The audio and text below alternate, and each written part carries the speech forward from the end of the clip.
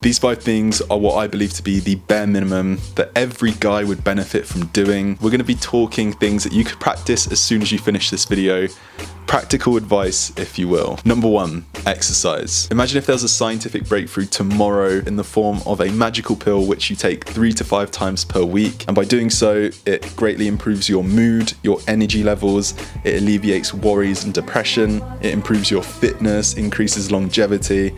It goes without saying, people would be flocking to take it. You can probably see where I'm going with this. Exercise does all of that and so much more. Genuinely, if there's anything you take from this video, let it be this point. It is so important you exercise regularly if you're physically able to do so. Not only is it a privilege, but it can be so profound at improving your quality of life. Studies have shown exercise to be as effective as traditional methods of therapy at treating depression and other means of disorderly thinking. If you're starting from ground zero, I highly suggest you start easy, that way you're more likely to stick with it. Maybe it's just a case of going for a walk on the weekends or walking to work, walking to school. Perhaps you could sign up to your local gym, buy yourself a resistance band and start doing pull-ups at a local park. Do whatever it takes and do whatever feels natural and enjoyable to you. Number 2, tidy your space. Tidying my space has never really felt natural to me, and without conscious effort to tidy it, it will just get really messy with no limit. However, tidy space, tidy mind.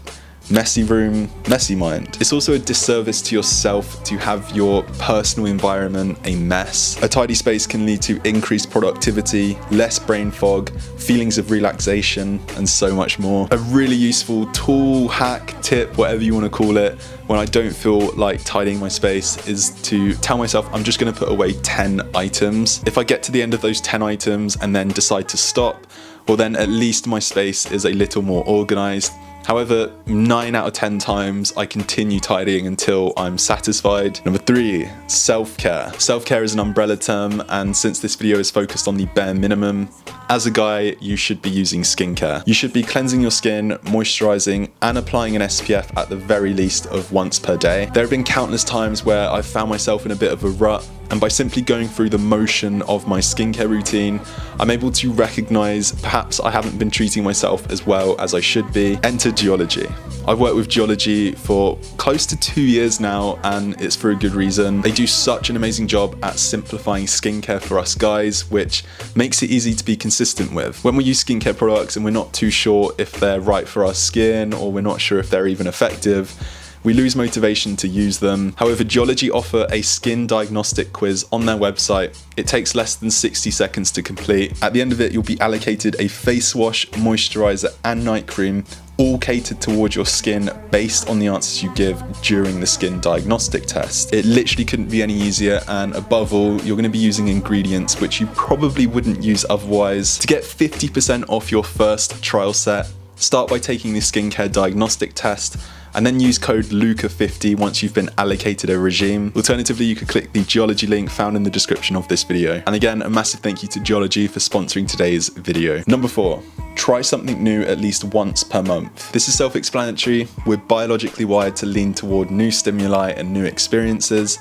And so by making the conscious effort to try new things, we can ensure that we're reaching for potentially healthier or more positive experiences. Some examples which I've been conducting myself are learning how to swim. I've always been terrified of water, but in just a short few weeks, I feel 100 times more confident. Learning a language. I was raised in an Italian family, but never picked up the language. However, that changes this year as I make strides to becoming fluent. Learning to cook. I've personally always enjoyed cooking, but I tend to cook the same things over and over, and so maybe just even once a month I'll try a new recipe of some sort. Number 5, have hobbies and interests. Your identity is essentially an accumulation of what you do, your interests, and how you spend your free time. So if you find yourself without any hobbies and are bored during free time, chances are you're not following the last step in this video and trying new things. Perhaps it's going for that trial lesson at your local boxing gym, maybe it's joining a rowing club, or maybe it's pursuing photography. The key is there is no right or wrong, but it is important to have some hobbies and interests. So that brings this sweet and short video to an end. I hope you guys enjoyed. If you did, a thumbs up is greatly appreciated. It lets me know you guys like seeing these types of videos. Be sure to subscribe if you haven't already. It's free to do, and you can always change your mind later. And check me out on Instagram at Lucasantangelo with 3 E's. I often post lifestyle clips or just the odd bit of hair inspo.